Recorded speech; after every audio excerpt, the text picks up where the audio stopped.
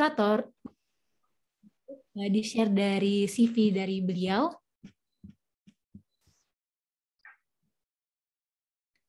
Baik, sudah terlihat. Terima kasih. Untuk pemateri kita kali ini, dengan hormat saya sebutkan kembali namanya, Dr. Heri Nugroho, spesialis penyakit dalam, konsulen endokrin metabolik dan diabetes, Finasim, yang lahir di Semarang pada tanggal 3 Juni 1969. Untuk beliau sendiri pernah mengenyam pendidikan di Fakultas Kedokteran Umum FK Undip pada tahun 1995 dan dilanjutkan pada PPDS 1 Ilmu Penyakit Dalam FK Undip tahun 2004. Kemudian beliau juga pernah menempuh pendidikan di konsultan endokrin metabolik pada tahun 2009 dan yang terakhir yaitu Doktor Ilmu Kedokteran atau Kesehatan FK Undip pada tahun 2013. Untuk pekerjaannya, beliau sendiri pernah menjadi staf pengajar bagian penyakit dalam, subbagian endokrinologi dari 2004 hingga sekarang. Beliau juga sedang menjadi tim klinik genetik FK Undip, RS Dr. Karyadi Semarang dari tahun 2005 hingga sekarang. Dan beliau juga merupakan pernah menjadi koordinator pendidikan spesialis 2 FK Undip atau RSUP Dr. Karyadi dari tahun 2015 hingga 2018. Dan masih banyak lagi dan salah satunya yaitu Ketua Bagian Ilmu Penyakit Dalam FK Undip. Nah, teman-teman bisa lihat untuk riwayat pekerjaan beliau ini cukup banyak dan teman-teman bisa baca sendiri melalui layar. Selain itu, beliau juga memiliki riwayat organisasi seperti pada Ikatan Dokter Indonesia, pernah mengikuti Perhimpunan Dokter Spesialis Penyakit Dalam Indonesia (PAPDI) dan pernah menjadi sekretaris wilayah Jateng pada tahun 2006 hingga 2011 dan masih banyak lagi teman-teman yang seperti teman-teman bisa lihat di layar. Nah, mungkin sekian untuk pembacaan CV dari Dr. Heri. Dilihat dari CV beliau nih teman-teman. Beliau yang menekuni spesialis penyakit dalam dan tentu saja sudah sangat berkompeten untuk memaparkan materi ini. Dilihat dari track record pendidikan, maupun beliau sebagai dokter spesialis penyakit dalam. Nah, sebelumnya izin bertanya apakah dokter sudah bergabung di room meeting ini, Dok? Sudah. Baik, terima kasih dokter. Sebelumnya apa kabar, dokter? Ya, baik. Terima kasih bisa diundang di acara Miopik. Ya, dokter, sama-sama. Baik, dokter, tanpa berlama-lama lagi, untuk memaparkan materi, waktu dan layar saya persilakan kepada Dokter Heri. Iya, terima kasih di Naura. Selamat pagi, salam sejahtera untuk kita semua. Yang pertama saya minta maaf dulu, ini tiba-tiba trouble di komputer saya, jadi saya minta panitia bisa bantu saya untuk share screen saya. Terus ya maaf saya ini pakai HP ini karena mendadak, jadi saya tidak pakai background, jadi sudah saya siapkan tadi. Tapi semoga paparan ini tidak mengurangi semangat dan minat dari semua peserta untuk bisa memahami, syukur nanti bisa bergabung ya. Jadi kalau saya boleh menyampaikan sedikit, saya tadi ada sedikit koreksi, saya lahir di Surakarta, bukan di Semarang ya. Ya, nggak apa-apa. Terima kasih. Untuk berkaitan dengan penyakit dalam itu sebenarnya institusi penyakit dalam itu termasuk institusi tertua ya di Fakultas Kedokteran Universitas Diponegoro ya. Ini beberapa founding fathers itu salah satu dan banyak dari beliau-beliau itu adalah menjadi pendiri Fakultas Kedokteran Undip ya, termasuk Prof. Budi Darmoyo ya, Prof. Bin Haider ya, ada Prof. Joko ya, termasuk beliau-beliau yang menjadi founding fathers untuk Fakultas Kedokteran dan juga untuk bagian ilmu penyakit dalam ya.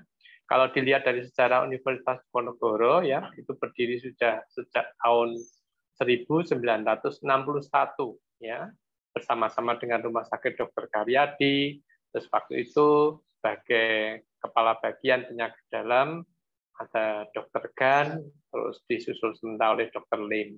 Ya. Dalam perkembangannya terus dikembangkan oleh Prof. Dr. Budi Darmoyo ya. Itu beliau salah satu panutan ya, sebagai salah satu guru yang sangat berjasa ya dalam pengembangan bagian penyakit dalam ya, juga terhadap pendidikan kedokteran ya, terhadap kemajuan Fakultas Kedokteran Undip. Jadi kami sebagai putra putri cucunya beliau-beliau itu sangat bersyukur, bangga ya kepada beliau-beliau yang pernah menjadi founding father untuk Fakultas Kedokteran. Nanti kalau adik-adik ada kesempatan untuk ke penyakit dalam, mungkin yang bukan dari alumni, dari IPD tentu ya mungkin bisa ya melihat beliau-beliau ya dalam lukisan-lukisan besar ya.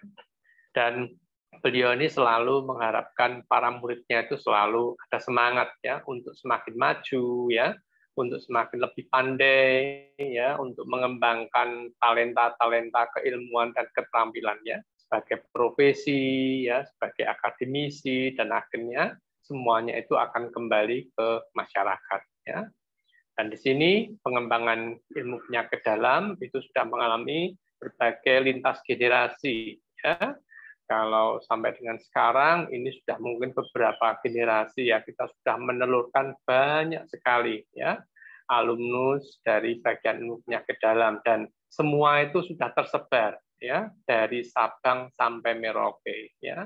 Bukan hanya di Jawa tapi sungguh benar-benar dari Sabang sampai Merauke semua ada ya alumnus Fakultas Kedokteran ya bagian ilmu penyakit dalam. Jadi bagaimana kita melihat bahwa para lulusan ilmu penyakit dalam itu sangat dibutuhkan ya, dan semuanya memberikan satu kontribusi terhadap pelayanan pada masyarakat kita. Slide. Next slide. Ya, ini adalah secara organisasi bahwa bagian ilmu penyakit dalam ya itu merupakan bagian dari suatu sistem ya dalam prodi ilmu penyakit dalam.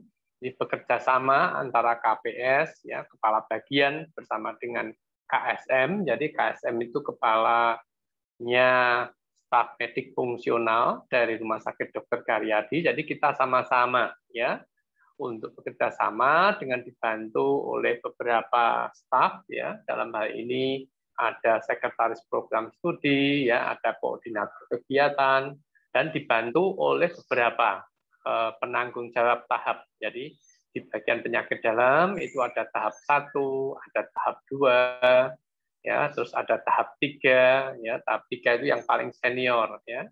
Terus selain itu juga ada subdivisi, ya, kepala subbagian divisi itu ada 9, sekarang sudah berkembang menjadi 11, yaitu psikosomatik dan alergi imunologi. Jadi secara subdivisi atau divisi itu semuanya sudah tercover ya.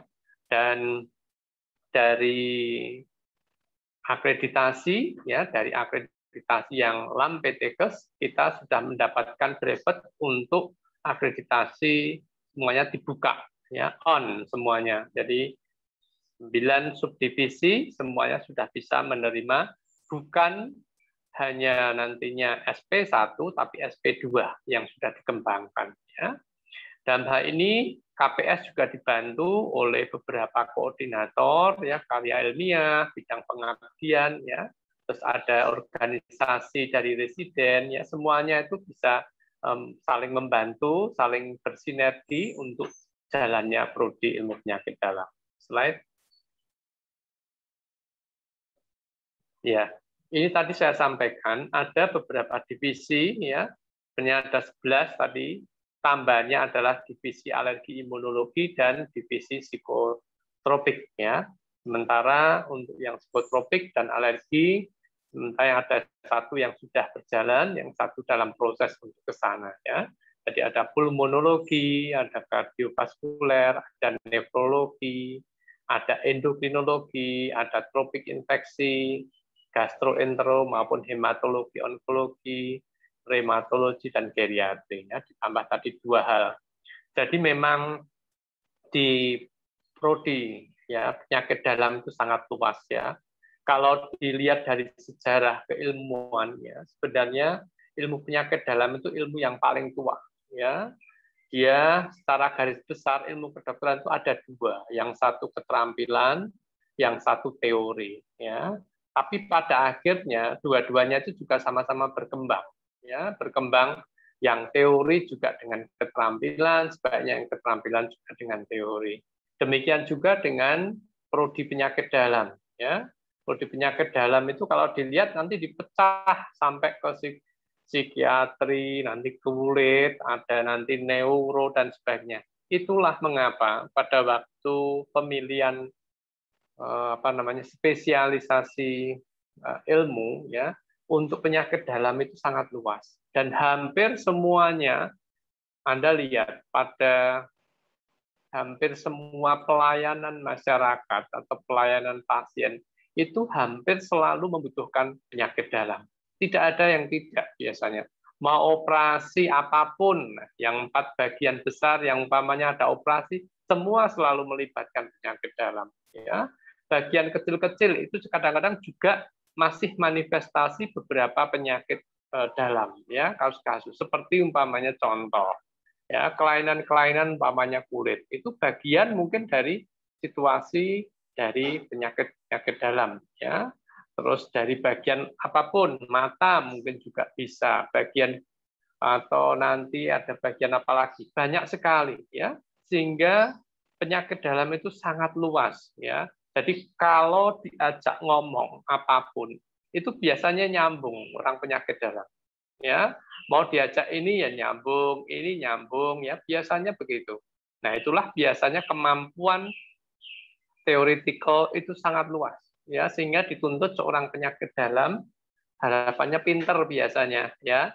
Tapi sekarang dengan berkembangnya ilmu, ya, dengan berkembangnya ilmu, bahkan kita mempelajari apapun secara keterampilan itu sangat banyak dikembangkan. Pulmonologi, ya, dari bronkoskopi, ya, dari mau ada pemasangan BSD, mungkin seperti itu. Nanti ada kardiovaskuler juga macam-macam, dari, ya, sangat banyak sekali, ya. Hampir semua divisi itu mengembangkan keterampilan-keterampilan yang harapannya bisa melengkapi nanti seorang spesialis penyakit dalam itu dalam melayani masyarakat, dan apabila dia ingin mengembangkan diri lebih lanjut atau lebih dalam, dia akan mengambil jalur konsultan, ya. Dan bersyukur di penyakit dalam Undip ini sudah dibuka, ini 9 divisi, dan kita masih berproses apakah nanti yang spesialis yang 2, ini yang konsultan, itu nantinya akankah university base atau masih kolegium base. Nah, sementara kita masih berjuang untuk ke university base, ya. Nah, ini tergantung dari undang-undang Dikdok yang baru.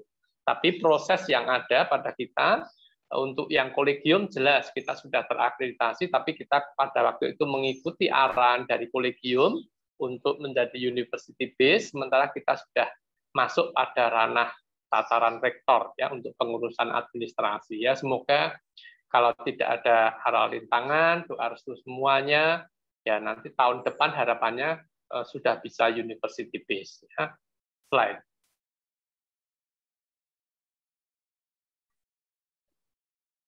Nah, dalam menjalankan roda organisasi, prodi ilmu penyakit dalam ini tentu, ya, menginduk pada visi misi dari universitas, ya, yang diturunkan ke prodi, ya, sebelum ke prodi ke fakultas kedokteran, terus diadopt, ya, disesuaikan, diselaraskan dengan pengembangan dari prodi IPD, ya.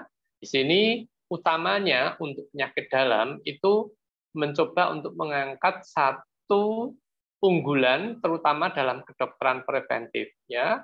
Di sini kenapa preventif itu penting? Kalau kita bisa melihat bahwa banyak penyakit-penyakit atau disease di masyarakat itu yang sebenarnya itu bisa dicegah, bisa diketahui secara dini. Dengan demikian, kalau hal ini itu akan berkembang terus maju, ya, harapannya penyakit-penyakit yang selama ini menjadi momok atau menjadi global burden itu bisa dikurangi, ya. Dengan demikian juga dari hasil pengembangan yang unggul tadi diharapkan nanti akan lahir penelitian-penelitian, ya, publikasi-publikasi baik nasional, internasional, pengembangan riset, ya, juga muaranya adalah pengabdian kepada masyarakat sebagai aplikasi tadi, dan tentunya semuanya itu dikemas dalam suatu tata kelola program studi yang akuntabel dan kredibel. Slide. Nah, ini tujuannya tentu diharapkan dari prodi ilmu penyakit dalam itu akan dihasilkan lulusan-lulusan, ya, terutama tadi dalam keunggulannya dalam preventive medicine, ya, dan kebetulan preventive medicine ini juga sudah diwadahi dalam klaster-klaster yang disesuaikan oleh Fakultas Kedokteran, ya, ada 9 klaster, ya, itu semua bisa diserap, ya, penyakit dalam bisa masuk ke sana, ya. Terus juga lulusan dokter spesialis penyakit dalam itu harapannya bisa bersaing, ya, di tingkat nasional dan internasional, ya. Apakah ada buktinya? Nanti kita bisa melihat, ya, bahwa lulusan-lulusan dari penyakit dalam FK Undip khususnya, ya, banyak, ya, yang mendapat apa namanya istilahnya kesempatan, ya, bukan hanya sekolah, ya, tapi juga presentasi, ya, baik itu sebagai pembicara nasional, internasional, ya, terus ada dalam kerjasama penelitian, semuanya bisa di-cover di situ, ya. Terus tentu diharapkan lulusan juga memberikan satu sumbangan inovatif, ya, kontribusi ya terhadap masyarakat, ya. Terus selain itu juga mampu mengimplementasikan, ya. Jadi semua hasil penelitian harapannya bukan hanya muncul atau berhenti pada sebuah buku atau jurnal, tapi harapannya bisa diimplementasikan sehingga taraf kesehatan masyarakat itu bisa semakin baik, ya. Terus juga dalam pengembangan profesi dan kapabilitas tentu, ya, seorang lulusan ilmu penyakit dalam bisa mengembangkan diri, ya, baik secara pribadi, ya, secara profesionalisme dan kapabilitas lain, ya. Banyak talenta-talenta lain yang dipunyai oleh para alumnus dari FK Undip bagian penyakit dalam. Slide.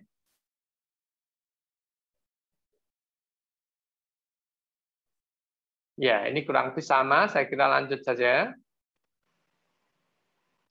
Nah, dalam menjalankan tadi penjaminan berjalannya prodi itu pada track record yang benar, tentu di sini diperlukan adanya suatu penjaminan mutu, ya, sistem penjaminan mutu. Sistem penjaminan mutu di sini itu dilakukan secara internal maupun eksternal, ya. Internal itu ada yang informal, ada yang formal, ya. Baik yang informal itu kebetulan beberapa staf ilmu penyakit dalam itu juga bertindak sebagai atau dipercaya sebagai asesor LAMPTKes, ya, selama ini yang menjadi lembaga akreditasi independen yang ditunjuk pemerintah untuk menilai apakah suatu prodi itu layak apa tidak, ya. Itu yang secara audit mutu internal yang informal, ya. Sedangkan yang formal itu ada dua, ada yang pada tingkat prodi sendiri, internal prodi, di mana di sini antara masing-masing prodi itu saling menilai, ya. Terus hasilnya akan disampaikan kepada tim penjamin mutu fakultas, ya. Di situ biasanya disampaikan. Bahkan di tingkat universitas itu juga dilakukan, ya. Mereka punya beberapa istilahnya tim auditor dari tingkat universitas yang membantu kinerja dari tim penjamin mutu fakultas untuk melakukan suatu akreditasi lah secara audit mutu internal, ya, pada prodi. Jadi dalam hal ini kita tidak hanya berjalan asal berjalan, ya, tapi kita harus mampu mempertanggungjawabkan bahwa kinerja mutu itu tetap selalu dijaga, ya, konsisten dan terus dikembangkan untuk mendapatkan level akreditasi A yang selama ini sudah kita sandang, yaitu adalah sangat memuaskan, ya, sangat unggul, ya. Slide. Ini adalah alur bagaimana kalau adik-adik mau pengen menjadi mahasiswa ilmu penyakit dalam, ya. tentu di sini setelah kita lakukan persiapan, ada pengumuman pendaftaran, ya, terus ada pendaftaran calon, ya, penyusunan soal, ya, ini adalah beberapa tahapan yang dilalui, ya, sampai nantinya setelah ini semua disiapkan, ya, sampai pada satu pelayanan tes masuk, ya, di sini prosesnya. Slide.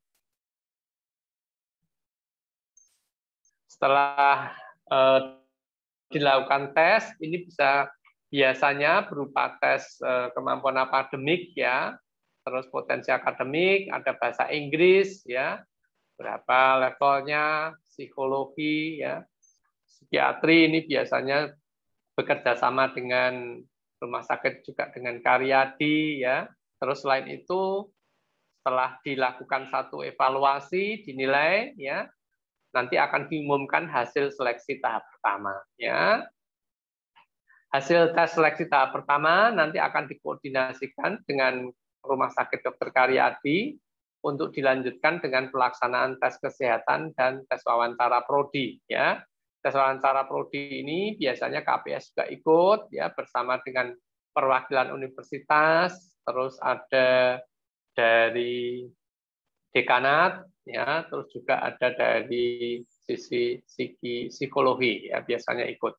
Nah, dari situ baru ditentukan tahap kedua, dan akhirnya hasil semua rekapan yang kita nilai akan dikirim ke LP2MP nanti oleh Bapak Rektor, ya, nanti yang akan menentukan siapa-siapa yang akan diterima sesuai dengan kapasitas yang ditentukan oleh fakultas maupun universitas, ya, terhadap kinerja dari prodi yang terkait, ya. Yang terakhir itu cukup banyak, sekitar 12 sampai 15, ya. Ya, ini tergantung dari kapasitas prodinya, ya. Nanti berapa jumlah kandidat peserta PPDS spesialis 1 yang bisa diterima. Slide. Ini adalah kurikulum, ya, kurikulum dulu, ya, kurikulum yang lama, di mana pada waktu itu ada 157 SKS yang ditempuh dalam waktu 4 tahun 3 bulan, ya, di mana di situ untuk tahap pertama itu 9 bulan, ya, ada 31 SKS, biasanya di situ diisi oleh konsep-konsep dasar, ya, keterampilan dasar, ya, yang akan dipelajari. Terus pada tahapan kedua di situ akan masuk ke masing-masing subdivisi, di mana di sini akan digembleng, akan dibekali, ya, dengan ilmu-ilmu penyakit dalam. Terus di situ juga sudah mulai dilakukan satu modul preventive medicine, ya, secara simultan itu di situ juga dimasukkan. Terus di situ juga melengkapi beberapa tugas, baik itu tugas ilmiah laporan maupun tinjauan pustaka, serta pada tahapan 2 ini juga sudah mulai diajukan proposal penelitian, ya. Sehingga pada tahap ketiga itu tinggal kelengkapan dari mahasiswa-mahasiswa kandidat calon internis, ya, modul kegawatan, manajemen, ya, terus juga lanjut usia, ya, penanggung jawab di tahap 3, ya, terus di situ juga ada pembimbingan, ya, pembimbingan oleh presiden kepada mahasiswa, ya, itu biasanya tetap kita jalankan. Terus modul penyakit dalam lanjut serta tesis, ya, pada akhirnya. Jadi pada 4 tahun 3 bulan itu pada kurikulum lama itu 157 SKS itu diharapkan bisa selesai. Slide. Nah, pada perubahan yang baru sekarang diharapkan seorang internis itu bisa selesai dalam 4 tahun, ya. Dan di sini modul SKS-nya kita mampatkan itu hanya 142 SKS, ya. 142 SKS ini utamanya kita rubah utamanya pada tahap 2 utamanya. Di situ ada modul psikosomatis, ya. Terus ada modul konsultasi lanjut, ya. Itu masuk di tahapan 2. Dan di tahapan 3 ya, ini yang kita fokuskan pada manajemen kedaruratan lanjut, terus penyakit kritis ya dan sebagainya ya. Sehingga dalam waktu 4 tahun seorang mahasiswa ilmu penyakit dalam itu bisa lulus ya, seperti itu. Slide. Nah, beberapa program unggulan ya, ini banyak sekali ya, sebenarnya ini tidak bisa tercakup di sini semua ya. Seperti cangkok ginjal pada waktu itu kita termasuk yang leadernya pertama. Terus sekarang ada TB, MDR, HIV, AIDS ya, thyroid itu berkaitan dengan kaki ya. Kaki itu kebetulan salah satu dulu lab rujukan nasional ya sampai sekarang. Jadi pada waktu itu sudah ada perintisan ke sana dan berlanjut terus sampai dengan sekarang ya. Terus pelayanan geriatri komunitas, terus berbagai kerjasama dengan institusi lain ya, termasuk dalam maupun luar negeri ya, baik berupa sebagai invited speaker, terus sebagai kerjasama penelitian, bersama publikasi dan sebagainya ya. Di sini juga beberapa kerjasama dengan lintas sektor ya. Ini kita bisa melihat dengan laboratorium, dengan dinas, dengan BUMN dan sebagainya ya. Baik karena yang seperti di luar negeri ini ada dengan Inarespon dan sebagainya ya. Terus kerjasama terkait dengan pengabdian masyarakat. Jadi PABDI itu juga concern ya terhadap pengabdian masyarakat, apalagi pada kasus-kasus ada bencana ya, PABDI itu selalu terjun ya, mahasiswa-mahasiswa residen penyakit dalam bersama dengan staf itu selalu hadir biasanya ya. Itu sudah banyak sekali pada waktu Merapi, pada waktu banjir, pada waktu macam-macam itu ya. Semua dokumentasi itu ada. Jadi keberadaan seorang ahli penyakit dalam atau mahasiswa penyakit dalam itu benar-benar bisa dirasakan oleh manfaatnya kepada masyarakat. Jadi sangat bisa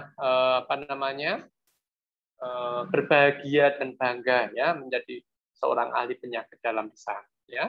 Kerjasama terkait dengan penelitian tadi sudah saya sampaikan. Ya, ini adalah beberapa foto. Kebetulan saya sebagai kepala bagian ilmu penyakit dalam. Terus ada Dr. Muklis, itu Dr. KSM, dari kepala staf medik. Terus di sini ada beberapa kepala subdivisi, ya. Di sini ada Dr. Cokode, ya. Terus Dr. Andreas Ari ini dia kebetulan direktur RSND, ya. Dia di sana di bagian direktur medik kalau nggak salah. Dr. Dwi ini sekaligus juga sekretaris KPS. Terus Dr. Charles itu bagian jantung ya.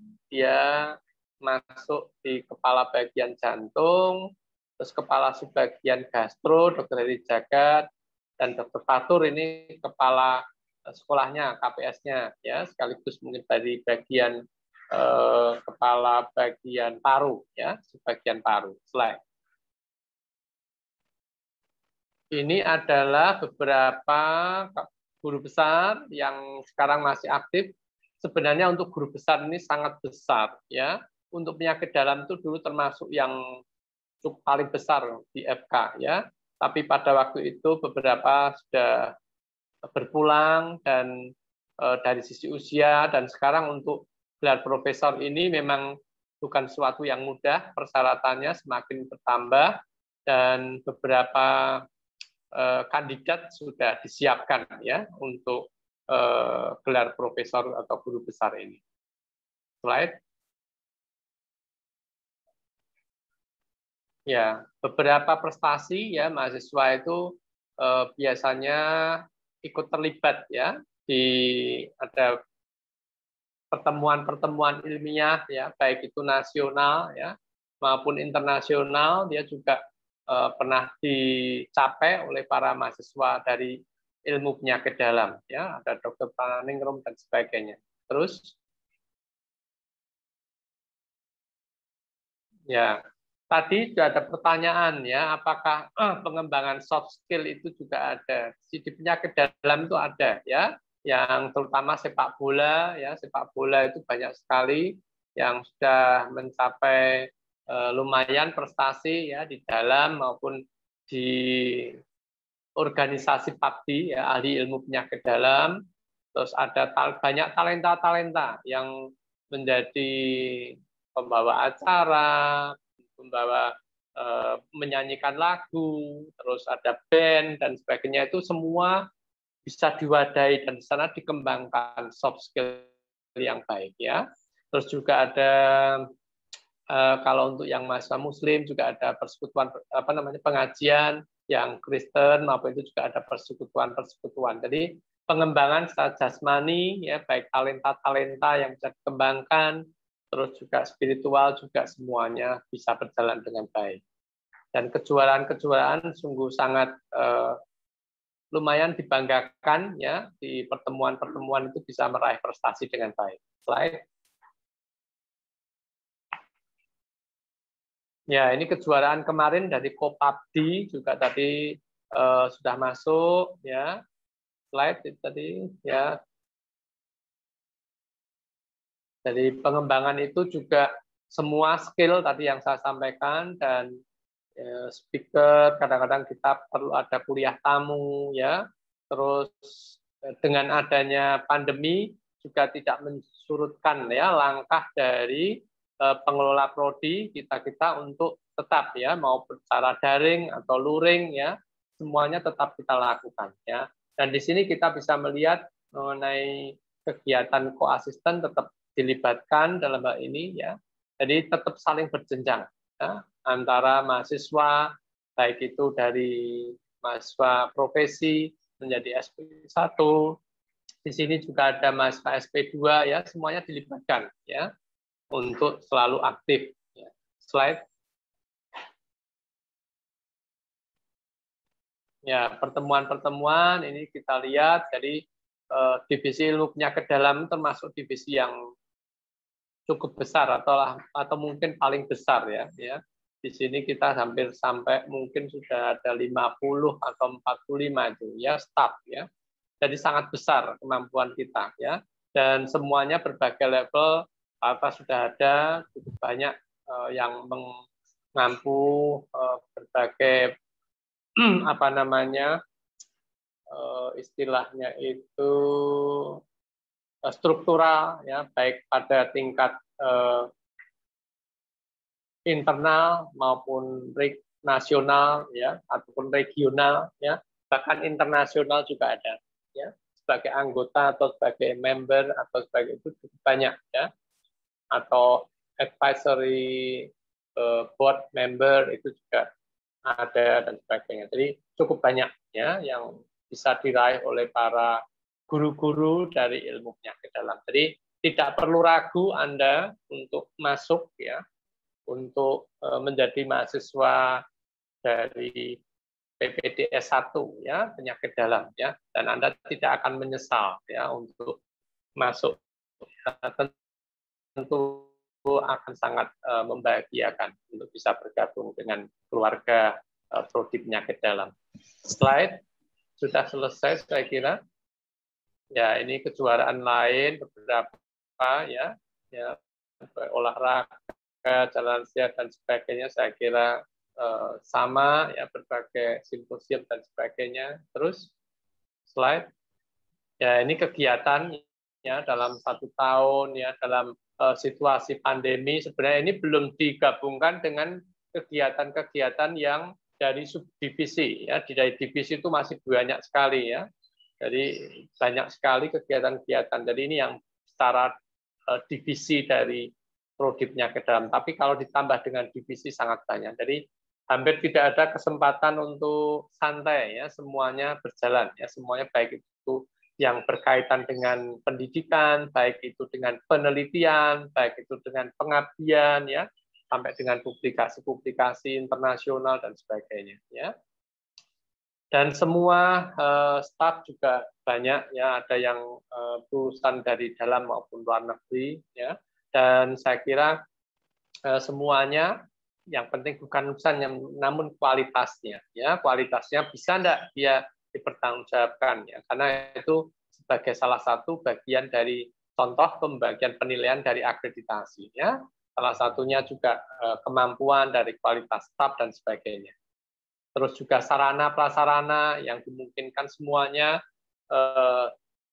cukup terwadai, ya. Bersyukur kita punya kerjasama dengan Rumah Sakit Pendidikan Utama, Rumah Sakit Dr. Karyadi yang sudah mendapatkan predikat GCI, ya, Joint Internasional, ya, untuk rumah sakit, ya, itu bersyukur. Jadi banyak hal-hal yang bisa ditunjang dengan baik dari pendidikan SP1 bahkan SP2. Slide. Saya kira demikian apa yang bisa saya sampaikan. Mungkin kalau ada pertanyaan atau mungkin ada satu hal-hal yang perlu diklarifikasi, saya persilahkan. Baik, terima kasih banyak dokter atas pemaparan materinya. Setelah mendengarkan materi dari Dr. Heri, ternyata banyak menambah pengetahuan kita mengenai bagaimana sih sebenarnya pendidikan spesialis ilmu penyakit dalam itu. Nah, kemudian untuk sekarang kita akan berlanjut untuk sesi tanya jawab, Dok. Untuk sebelumnya saya ingin bertanya, apakah dokter berkenan untuk pertanyaannya dikumpulkan di akhir, apabila pertanyaan langsung dijawab gitu? Ya, langsung saja supaya nanti tidak lupa satu-satu, boleh langsung. Baik, terima kasih dokter. Baik, untuk teman-teman peserta, saya akan membuka termin pertama terlebih dahulu dan dibuka untuk 3 orang penanya pertama. Nah, untuk mekanisme pertanyaannya ini ada 3 ya teman-teman, di mana bisa langsung raise hand atau melalui kolom chat dengan tujuan everyone. Namun bagi teman-teman yang masih malu-malu untuk bertanya, bisa juga mengirimkan pertanyaan anonim melalui kolom chat dengan tujuan question box. Nah, di sini dokter, dari pihak panitia sudah mendapatkan beberapa pertanyaan, mungkin bisa bantu share screen. Baik, saya izin membacakan Dok untuk pertanyaannya yang sudah dikirimkan kepada pihak panitia. Untuk yang pertama, izin bertanya dokter, untuk mendaftar spesialis penyakit dalam, apakah diperlukan pengalaman kerja beberapa tahun di IGD atau instansi lainnya?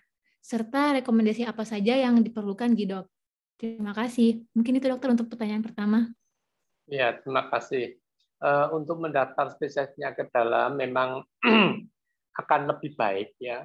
Jadi poin dari pemeringkatan masuk itu salah satunya juga kalau ada pengalaman itu memberikan poin yang lebih baik, ya. Tentunya ada nilai tambah, nilai plus, tapi tidak selalu harus, ya. Tapi kalau umpamanya ada, itu tentu akan memberikan hasil lebih baik karena dalam pendidikan ilmu penyakit dalam itu kita itu juga mendidik itu bukan masalah knowledge saja, tapi mengenai attitude, ya, dari spirit dan sebagainya itu kita perhatikan. Jadi seorang ahli penyakit dalam itu jangan pernah berpikir yang penting kaya terus uang terus, tidak, ya. Tapi kita itu sebagai dokter itu selalu juga diarahkan, ya, untuk mengembangkan, baik pengembangan diri, pengembangan profesi, pengembangan institusi. Jadi itu yang kadang-kadang kita melihat sebenarnya anak ini itu motivasinya apa, ya. Nanti biasanya dalam wawancara akan kelihatan, ya. Pada waktu psikiatri juga kelihatan, ya. Karena menjadi mahasiswa ilmu penyakit dalam itu nggak boleh egois juga, ya. Bagaimana sebuah kerjasama tim itu sangat besar, ya, pengaruhnya. Jadi kalau seorang mahasiswa ilmu penyakit dalam itu egois, walaupun pinter, tapi orangnya egois, nggak pernah, itu juga kurang berhasil biasanya. Pun kalau dia sampai diterima, ya, nantinya itu biasanya ya spesifik, biasanya agak susah.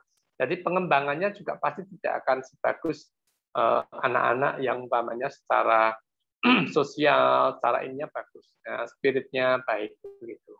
Ya, jadi sedangkan mengenai apakah ada syarat khusus, mungkin ada ACLS umpamanya. Nah, itu kalau umpamanya ada itu akan semakin baik biasanya.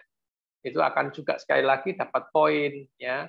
Terus rekomendasi tentu banyak yang bisa dilakukan rekomendasi selama umpamanya kalau Anda bekerja di sebuah institusi, ya, BUMN atau suatu institusi pemerintah dan sebagainya, itu bisa diminta. Karena kebetulan niatmu untuk sekolah itu juga nanti akhirnya pengen kembali dan membangun, seperti itu. Atau dia mungkin ada niatan lain, gitu, seperti itu. Kalau secara per institusi itu sebenarnya ada poin tambahan, ya.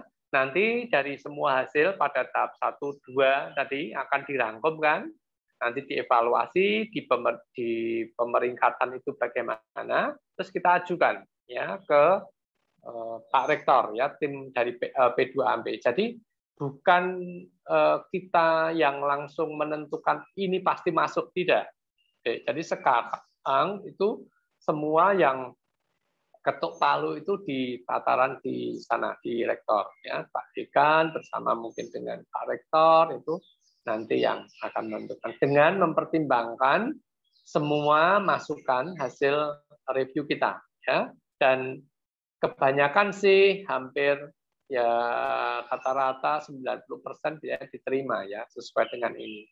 Karena kan kita sudah bersusah payah ya untuk mereview, untuk merekap, untuk mencoba untuk menilai sebenarnya bagaimana mengenai kandidat-kandidat yang ada. Dan selama ini penyakit dalam itu termasuk prodi yang banyak peminatnya, ya, banyak peminatnya, ya.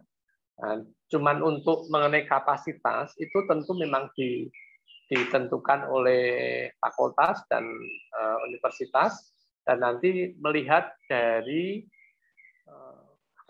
profil lulusan dulu. Profil lulusannya berapa, ya, sesuai dengan rasio dosen dengan mahasiswa berapa gitu.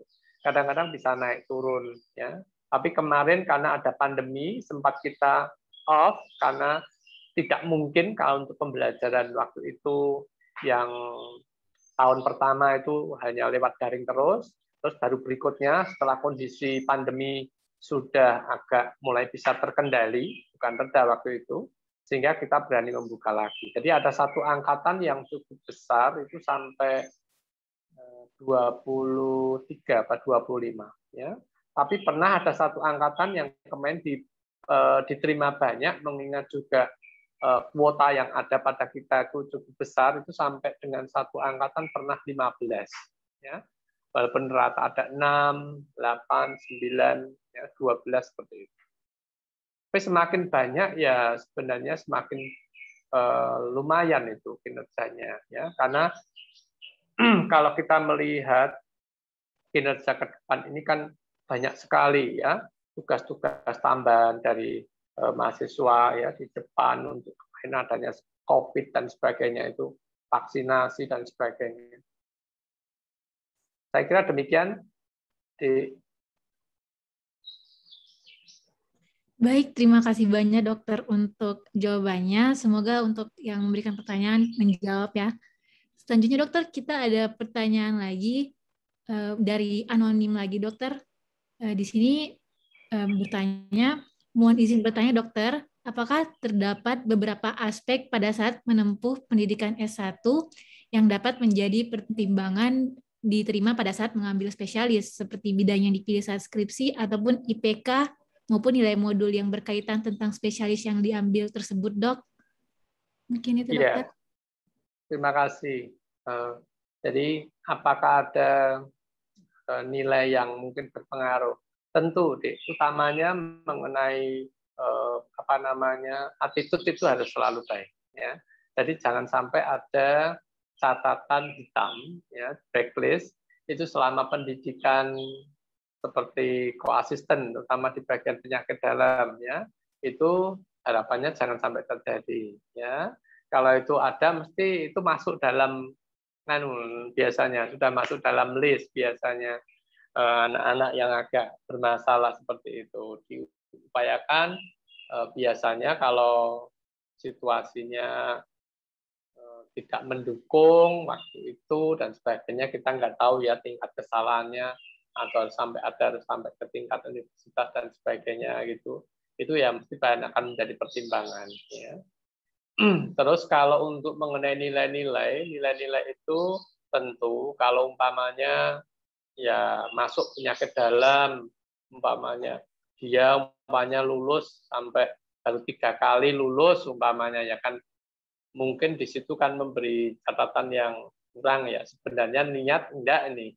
Dulu enggak lulus, sekarang masuk penyakit dalam, Mas, seperti itu. Jadi dalam hal ini tentunya juga bisa, tapi tidak menjadi satu penentu enggak ya, karena sekali lagi aspek prestasi yang dulu itu tetap berpengaruh, tetap menjadi bahan pertimbangan, tapi tidak menjadi satu istilahnya poin yang mutlak ya, poin mutlak untuk diperhitungkan, kecuali yang sifatnya tadi yang istilahnya attitude. Nah, attitude itu memang termasuk pelanggaran biasanya berat. Jadi nilainya apa, umpamanya ya saya kira bisa. Tapi kalau umpamanya di penyakit dalam itu kan rata-rata sekarang ya dosennya baik-baik ya. Jadi jarang sekali saya lihat mahasiswa koasisten atau profesi itu ya yang dapat nilainya kurang. Biasanya ada untuk menambah, ada penugasan-penugasan seperti itu biasa. Ya, dan kesempatan belajar itu kita membuka supaya ya namanya situasi seseorang itu biasanya kan bisa up and down. Jadi pada saat itu mungkin juga lagi kurang bagus ya, nanti dengan mungkin pada pendidikan residen dia akan semakin lebih baik ya, hidupnya semakin sudah fokus dan sebagainya. Saya kira itu nilai modul dia sama tadi. Tidak langsung, yang penting kan ada tes-tes tadi potensi akademik, nanti ada tes-tes juga dari bagian penyakit dalamnya sendiri dan sebagainya. Baik, terima kasih banyak dokter untuk jawabannya. Semoga untuk penanya dapat menjawab pertanyaannya. Dokter di sini sebenarnya banyak yang penasaran nih dokter dengan pendidikan spesialis ini. Mungkin masih ada beberapa pertanyaan lagi dokter akan saya sampaikan. Di sini ada pertanyaan ketiga, dok. Selamat siang dokter, terima kasih atas penjelasannya. Izin bertanya dokter terkait perihal syarat masuk PPDS yang non teknis. Saya mendengar isu terkait beberapa PPDS IPD sendiri membutuhkan dana tabungan yang cukup tinggi, bahkan ada yang sampai berjumlah miliaran. Nah, mungkin dari dokter bisa meluruskan tentang bagaimana terkait isu ini, dan dari dokter sendiri dapat memberikan gambaran dok tentang perkiraan biaya total yang dibutuhkan, termasuk biaya hidup, berkuliah, maupun biaya tak terduga lainnya, dokter. Dan pertanyaan kedua, apakah dalam program PPDS ini mendapatkan gaji? Mungkin dari dokter bisa dijawab, dokter. Ya, terima kasih. Itu saya katakan itu hoax besar itu. Jadi tidak ada itu. Sampai istilahnya apalagi ratusan juta M itu enggak ya. Kita tidak pernah melakukan hal itu ya. Dan kita tidak menumpuk kekayaan dari hal tersebut sama sekali enggak. Semuanya transparan. Tadi sudah disampaikan semuanya transparan, akuntabel ya, terusnya apapun apa adanya ya. Apalagi selama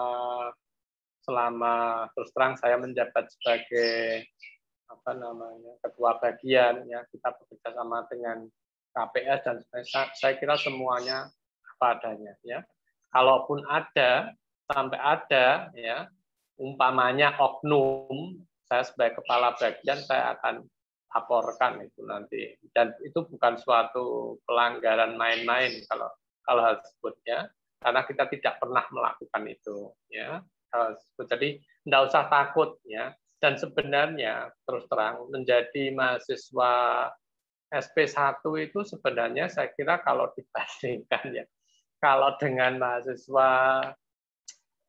mahasiswa biasa S1 itu malah lebih mahal S1 loh. Ya, coba kamu kalau untuk S1 itu sekitar berapa? 15 toh sampai 20, 25, 30 kan? Kalau untuk SP1 itu kalau nggak salah tidak mahal ya. Sekitar ada yang berapa itu? Sekitar 10-an, setengah masih kurang lebih malah sama. Itu jadi tidak benar, itu tidak ada uang apa-apa, itu tidak ada. Terus kedua, kamu berbahagia kalau kamu itu hidup di Semarang, ya. Mengenai segala sesuatunya itu masih murah, ya. Dari kos-kosan masih bisa tergantung kamunya, ya. Untuk biaya hidup juga masih murah. Jadi semuanya masih bisa nego-nego lah, maksudnya disesuaikan dengan kantong yang ada. Itu sebenarnya itu untuk mahasiswa di kedokteran itu tidak begitu, untuk SP1 itu tidak terlampau yang dibayangkan, ditakutkan. Iuran apa? Iuran tidak ada, iuran paling-paling di antara kamu itu kan untuk umpamanya untuk kepentingan di antara kamu sendiri. Biasanya kalau ada yang sakit, kalau mungkin ada yang perlu dibantu apa gitu, biasanya begitu. Tidak ada, dan itu yang mengelola adalah sendiri, bukan kita, staf, tidak ada. Tahu saya tidak ada. Jadi kalau kamu, yang penting kalau untuk jadi mahasiswa itu ini jangan takut, ya, jangan takut kalau biaya itu. Saya kira kok tidak terlampau ini ya, menjadi momok lah. Nggak tahu ya kalau bagian lain, kalau ada. Saya tidak tahu kalau jalur mandiri, ya, selama itu jalur umpamanya biasa yang ini itu mungkin. Tapi apakah jalur mandiri selama ini ada dibuka? Kalau untuk SP1 kok saya belum pernah mendengar. Semuanya lewat jalur ini semua. Dan saya kalau ikut mengevaluasi dulu tes itu kita nggak pernah ada seperti itu. Bahkan saya sekarang kadang-kadang mengevaluasinya seperti besok itu ada evaluasi untuk mahasiswa dari prodi lain kadang-kadang, supaya tidak terlampau istilahnya itu konflik of interest, ya, seperti itu. Tidak apa-apa, Dek, tidak usah takut kalau yang itu. Kalau sama mahasiswa aja kelihatannya malah lebih mahal mahasiswa kalau nggak salah. Nah, kalau untuk tadi mengenai apakah dapat gaji, saya hanya dengar-dengar, tapi saya nggak berani. Saya dulu pernah di Badan Takodik, ya, Badan Koordinator Pendidikan, yang menjembatani dari FK dengan Karyati, itu ada Badan Takodik. Sempat saya pernah di situ. Waktu itu pernah disinggung-singgung, ya, berkaitan dengan masalah ini. Di universitas lain, ya, mungkin 142 saya nggak tahu persis, itu pernah ada, ya. Tapi di kita sampai dengan saat ini itu masih digodok besarannya. Besarannya rencananya ada, atau siapa, tahap mana yang dapat dan sebagainya itu masih dalam penggodokan. Dan nanti diketuk palu jadi apa tidak itu juga saya belum bisa berani memastikan, ya. Itu nanti ada tataran mungkin dekan, tataran direktur, nanti di kementerian, seperti itu, karena akan menyangkut mengenai keuangan, ya. Seperti itu. Tapi kalau yang lain-lain saya kira berkaitan dengan contoh gaji khusus yang itu sepertinya kok pada waktu sampai saya menjabat di situ belum pernah ada pada waktu itu. Baik, terima kasih banyak dokter untuk jawabannya. Berarti yang tadi katanya sampai miliar itu hoax ya dok ya? Berarti tergantung dari untuk pengeluaran biaya hidupnya dok. Baik. Iya. Terima kasih banyak dokter. Untuk termin pertama sudah selesai dokter. Apakah dokter berkenan lagi karena masih ada beberapa pertanyaan dok yang silakan, tidak apa-apa. Kalau masih ada waktu, saya silakan. Baik, terima kasih dokter. Untuk pertanyaan selanjutnya dokter, ini ada yang bertanya. Mohon maaf, izin bertanya dokter. Apakah untuk subdivisi yang disebutkan tadi harus menjalani pendidikan PPDS penyakit dalam terlebih dahulu atau bisa langsung mengambil masing-masing subdivisi? Dan apabila bisa langsung, apakah di Undip sudah ada pendidikan yang dimaksud tersebut, dokter? Terima kasih banyak, dokter. Mungkin bisa dijawab, dok. Ya, untuk pendidikan subdivisi itu bukan dari bagian penyakit dalam, ya. Itu bagian yang ada itu punya jantung. Tapi yang menjadi sekarang kamu harus renungkan begini, ya. kalau kamu pengen menjadi seorang begini, yang langsung sub, ya kalau istilahnya kayak mungkin fokus tertentu, itu bedanya ya. Keuntungannya kenapa saya dulu juga tidak pengen untuk menjadi langsung sub. Karena kenapa? Kamu kalau basicnya itu penyakit dalam umum, itu akan lebih kuat. Kamu akan berbicara apapun itu bisa, membantu apapun itu bisa.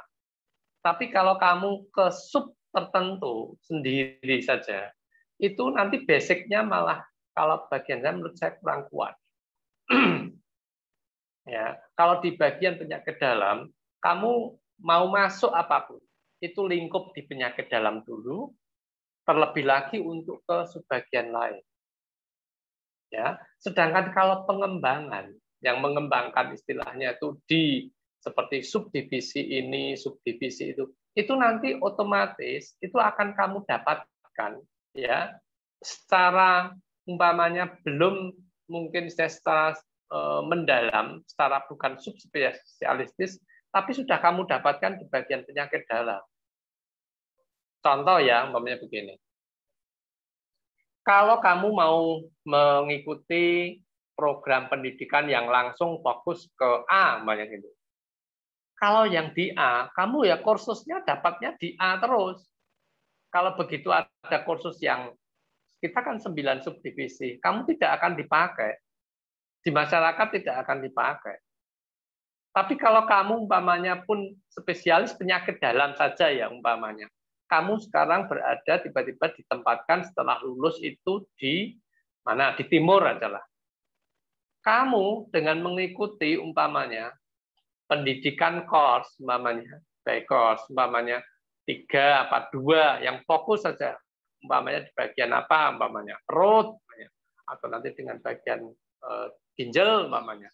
Kamu bisa begitu rumah sakit daerahmu itu mempunyai peralatan, ya, prasarana-sarana yang memungkinkan pelayanan umpamanya contoh sebenarnya cuci darah atau mungkin bronkoskopi atau endoskopi, kamu bisa, masih bisa. Apabila kamu pengen backup umpamanya aman nyaman, boleh kamu menggandeng kerjasama antara institusimu tempat bekerja dengan institusi yang ditunjuk untuk dilakukan satu visitasi, penyegaran, refreshing itu sudah banyak. Keuntungannya sangat banyak. Kalau kamu kena apa, penyakit dalam itu tidak menginginkan untuk langsung itu seperti itu. Dan pelayanan penyakit dalam di masyarakat itu jauh lebih banyak dibutuhkan dibandingkan dengan yang sifatnya kayak subspesialistik langsung ini itu ya ibaratnya itu maaf kalau umpamanya kita bicara mengenai kue ya kue itu kuenya itu kan kue di kota-kota besar di kota-kota tertentu yang tentunya semuanya yang sama punya ambil yang sama tentunya dia akan mencari tempat-tempat yang sama. Tapi sebenarnya apapun kadang-kadang sebenarnya nggak usah takut. Maksudnya rezeki kan sudah diatur. Jadi apapun itu selama kau menjalankan profesi dengan baik dan benar, nggak usah mikir. Kalau saya ya dulu saya diajari guru saya, jangan mikir uang dulu. Uang itu nanti banyak akan mengikuti kamu. Yang penting kamu kerja bagus, belajar baik itu aja udah. Nanti pasti akan semua akan ditambahkan. Nggak usah takut. Kamu pengennya, aduh sekolahnya lama. Enggak, tidak akan ada yang rugi. Kamu mau sekolah di penyakit dalam. Pasti akan sangat bermanfaat. Ya, itu. Ya, baik, terima kasih banyak dokter untuk jawabannya. Semoga untuk penanya tadi menjawab ya untuk pertanyaannya. Namun mohon maaf, pertanyaan tadi merupakan pertanyaan terakhir dikarenakan adanya keterbatasan waktu. Dan mungkin untuk dokter, intinya apakah dokter berkenan untuk dikirimkan pertanyaan yang masih belum terjawab melalui WhatsApp dokter yang akan dikolektifkan oleh panitia? Karena sepertinya masih banyak pertanyaan yang belum sempat terjawab ini, dok. Oh gitu ya. Nanti dikirimkan per email deh, supaya nanti besok saya compile, nanti saya bantu jawabkan. Dikirimkan ke email, nanti saya kirimkan email saya ke panitia ya. Ya, baik, terima kasih banyak dokter. Sekali lagi mohon Oke. maaf untuk teman-teman yang pertanyaannya belum sempat terjawab secara langsung pada sesi kali ini. Nah, sebelum kita beralih ke sesi selanjutnya, mungkin dokter bisa memberikan sedikit closing statement ataupun pesan-pesan untuk para peserta mengenai apa sih yang perlu dipersiapkan sedini mungkin, walaupun bisa dibilang mungkin perjalanannya masih cukup panjang gitu dokter. Mungkin ada pesan. Ya, selamat datang dan harapannya nanti kamu bisa bergabung jadi keluarga dari bagian prodi penyakit dalam, dan berbahagia sekali kalau kamu nanti bisa di sana ya. Kamu tidak salah tempat lah istilahnya kalau kamu bisa menjadi seorang ahli penyakit dalam ya, dan kamu akan bermanfaat untuk semuanya saya yakin ya, dari mau pribadi, keluarga, masyarakat, dan yang di atas ya. Dan tentunya persiapan itu harus dimulai dari sekarang ya. Persiapan tentu dari fisik harus bagus ya, kesehatan fisik juga baik. Kesehatan mengenai mental tentu, dan mengenai knowledge itu kamu persiapkan. Kalau mau pengen menjadi mahasiswa, mulai dari sekarang mungkin bisa menunjukkan beberapa kegiatan yang sifatnya ikut kegiatan-kegiatan penyakit dalam yang sekarang diadakan, itu akan sangat baik ya. Itu menunjukkan atensi memang kamu punya minat ya, semangat untuk ke sana ya, itu penting sekali. Tunjukkan bahwa akan baik sekali lagi apabila kamu punya backup dari institusi. Itu yang saya pesankan, kalau syukur kamu bekerja di mana, dan dari situ akan semakin menambah poin juga, itu penting ya. Poin untuk penerimaannya itu mendapatkan 1 poin baiknya. Tentu di situ kalau bukan hanya istilahnya itu untuk diri sendiri, sekali lagi yang kita nilai, terutama dalam kaitannya dengan tes wawancara, saya kira itu. Jadi semuanya sekali lagi nanti sampai bertemu, syukur-syukur nanti bisa menjadi bagian dari keluarga penyakit dalam. Ya. Amin. Terima kasih banyak dokter atas kalimat penutupnya. Dan untuk itu kami dari panitia dokter memiliki kenang-kenangan untuk dokter sebagai tanda terima kasih atas ketersediaan waktunya mengisi acara pada pagi hari ini. Nah, mungkin Terima kasih. Ini dokter, kita akan berfoto terlebih dahulu dokter bersama dengan penyerahan sertifikatnya yang akan dipandu oleh pihak panitia. Oke, baik. Sebelumnya terima kasih dokter. Di sini saya izin untuk mendokumentasikan nih dokter. Ya. Oke, baik. 3, 2, 1. Sekali lagi nih dokter.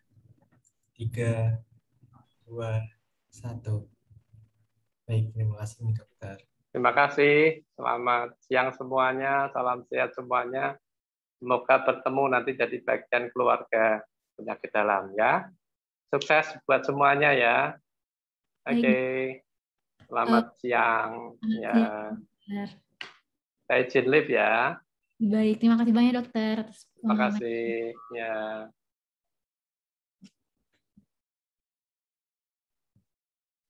Baik, sekian tadi penyampaian materi dari Dr. Heri, dan untuk para peserta, saya selaku moderator memohon maaf apabila masih banyak terdapat kesalahan kata maupun banyak kekurangan atas sesi kita pada siang kali ini. Sebuah kehormatan bagi saya dapat menjadi moderator pada sesi materi kali ini. Dan untuk itu, bagi teman-teman, habis ini saya akan pamit undur diri dan teman-teman bisa kembali ke main room untuk mengikuti sesi yang tersisa. Maka dari itu, saya Naura Isarania sebagai moderator pada PPDS Ilmu Penyakit Dalam pada kali ini pamit undur diri. Sekian dan terima kasih. Untuk para peserta bisa kembali ke main room. Terima kasih.